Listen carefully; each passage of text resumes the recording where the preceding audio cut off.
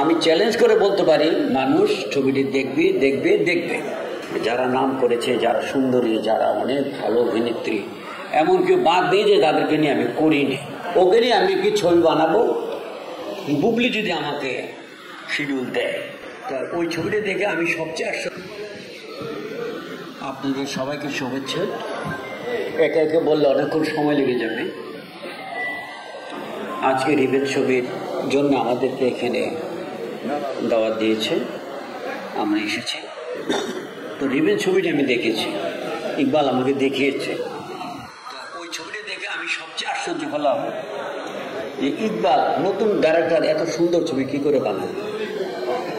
আমি ওকে সেদিনও ধন্যবাদ দিয়েছি, আজও সবার সামনে ধন্যবাদ দিয়েছি। এবং ছবিটি এত সুন্দর যে আমি চ্যালেঞ্জ করে বলতে পারি, মানুষ ছবিটি দেখবে দেখবে দেখবে।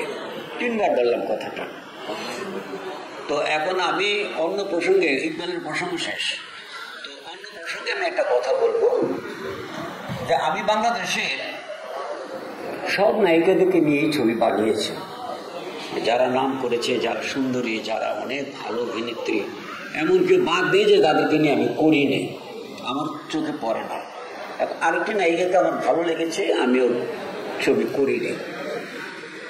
অভিনয় সে ভালো করে, আমি দেখেছি ওর ছবিগুলো আমি দেখি গুটে গুটে। তো সে হলো বুবলি। ওকে নিয়ে আমি একটি ছবি বানাবো, বুবলি যদি আমাকে শিডিউল দেয়, ঈদের পর আমি আসবো, ওকে নিয়ে একটি রোমান্টিক ছবি করব। সে যদি আমাকে শিডিউল সুন্দরভাবে দেয়, তখন আমি তার নায়ক চিন্তা করবো তাকে নেওয়া যায়। তো এই আমি বললাম, এটা আমার নিজের কথা হয়ে গেল।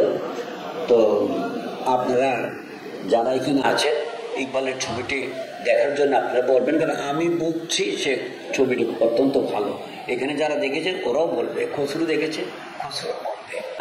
তো বন্ধুরা, এই ভিডিওটি সম্পর্কে আপনাদের কি মতামত, অবশ্যই নিজের কমেন্ট বক্সটিতে আপনাদের মতামত জানাতে ভুলবেন না।